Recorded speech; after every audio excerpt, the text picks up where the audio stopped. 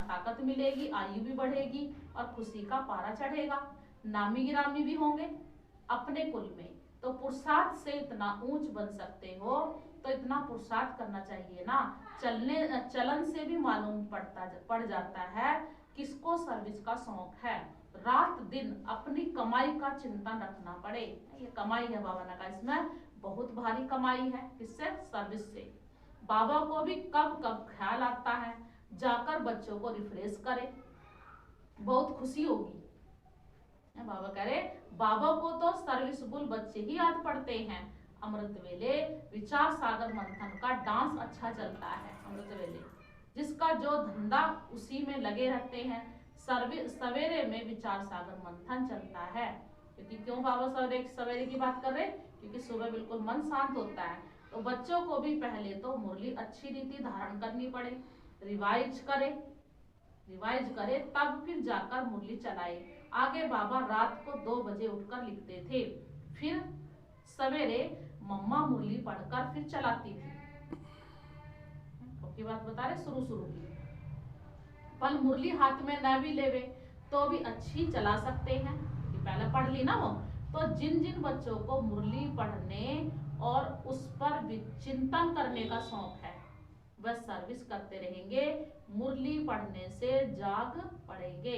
यह मुरली छपने का काम तो बहुत जोर से चलेगा, क्योंकि उस समय जो है टेप से मुरली सुनते थे ना, बाद में छपी है मुरली, टेप का भी काम बहुत बढ़ जाएगा। मुरली विलायत तक भी जाएगी, चलेगा ना। देखो बाबा के देश विदेश में जाती है मुरली अब तो कोई की बुद्धि में बैठ जाए तो एकदम नशा चढ़ जाएगा। उठते बैठते 84 का चक्र बुद्धि में फिरता रहेगा। कोई की बुद्धि में बाबा ने कहा फिरता रहेगा। कोई की बुद्धि में तो कुछ भी नहीं बैठता है, खुशी का पारा नहीं चढ़ता। और तुम्हारा तो सारा दिन धंधा ही यह रहना चाहिए, यह है ऊंचे ते ऊंचा धंधा। बाबा को व्यापारी भी कहा जाता है। ज्ञान रत्नों का व्यापार कर रहे ना, तो यह अविनाशी ज्ञान रत्नों का व्यापार कोई बिरला करे। सारा दिन बुद्धि में यही फिरता रहना चाहिए और खुशी में मस्त रहना चाहिए कि यह खुशी है सारी क्या अंदर की। और जब अंदर खुशी होगी तो बाहर अपना भी आएगी चेहरे पर। आत्मा को खुशी होती है ना, ओहो हमको बाबा मिल गया है। तो बेहद के बाप ने 84 जन्मों की कहानी सुनाई है।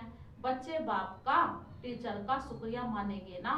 स्टूडेंट टीचर द्वारा बाबा हमको ऊंच पढ़ाई पढ़ाते हैं जिससे हम विश्व के मालिक बन जाते हैं। तो यह पढ़ाई है बहुत सहज, परंतु पूरा ध्यान नहीं देते हैं। फर्स्ट क्लास नॉलेज है। इनको समझने से कारून का खजाना मिलता है भविष्य में। कमाल है ना। हर एक बच्चा समझ सकता है हम किस ग्रेड में है, फर्स्ट में, सेकंड में, थर्ड में। सारा मदार है किस बात पर? बाबा किस पर जोर दे रहे आज? पढ़ाई पर, सर्विस पर। पढ़ाई सर्विस। बाबा तो कहेंगे थर्ड ग्रेड से निकल फर्स्ट ग्रेड में आ जाओ, है तब कुछ पद पा सकेंगे। 21 जन्मों की रिजल्ट निकल जाती है। बाबा को तो तरस पड़ता है, व्यर्थ समय गंवाते हैं। बाबा समझाते हैं ड्रामा प्लान अनुसार मुझे आना पड़ता है। सदगति देने के लिए यह है ही दुर्गति की दुनिया। पूछो तुम दुर्गति में हो तो कहेंगे हमारे लिए तो यही स्वर्ग है। अगर यहाँ स्वर्ग है तो आज कोई व्यक्ति मरता है तो क्या कहते हैं फलाना स्वर्गवास हुआ, है ना। इसका मतलब कहाँ था वो? नरक में। सीधी सी बात है। और किसी का तो नरकवास है तो बिगड़ जाएंगे। भाई तुम ही तो कह रहे स्वर्ग में गया। बाबा कई बार कहते हैं ना इसके ऊपर, भाई जब स्वर्ग में गया तो तुम रो क्यों रहे हो? जब स्वर्ग में गया तो तुम उसको नरक का भोजन क्यों खिला रहे हो? वहां तो 36 प्रकार के भोजन मिलता है। तो बहुत सारी बातें बाबा कहते हैं इसमें। स्वर्ग में गया तो खुशी होनी चाहिए। तो बाबा क्या कहेंगे यहाँ तो स्वर्ग है, हम तो स्वर्ग में बैठे हैं। बाबा ने कहा ये बुद्धि में नहीं आता है कि स्वर्ग सत्य को कहा जाता है। बड़े बड़े पंडित विद्वान हैं, किसकी भी बुद्धि में नहीं आता कि यह तो पुरानी आयरन एज दुनिया है, लोहे के समान। बड़े घमंड से में बाबा ने कहा बड़े घमंड से बैठे हैं। कितना भक्ति मार्ग का जोर है, भक्ति का तो बहुत। बाबा ने कहा क्या है ये? पंप है। कुंभ के मेले पर लाखों मनुष्य जाते हैं, यह है अंतिम पंप। माया इस तरफ आने नहीं देती है। चूहे मिसल फूंक देती है। चूहे का मिसाल है ना कि चूहा काटता रहता है लेकिन पता भी नहीं चलता, खून भी निकल जाएगा। तो ऐसी बाबा ने कहा माया अंदर अंदर कुतर कुतर करती रहती है। चूहे में सर फूंक देती है, सारा खून चूस लेती है माया। तो ना चूहा बता दिया बाबा ने आज माया को।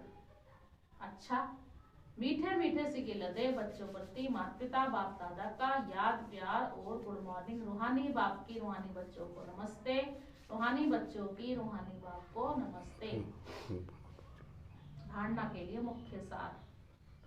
तो बाबा क्या कह रहे हैं आज? बाबा कहते बच्चे भोग लेकर आओ जो। जन्म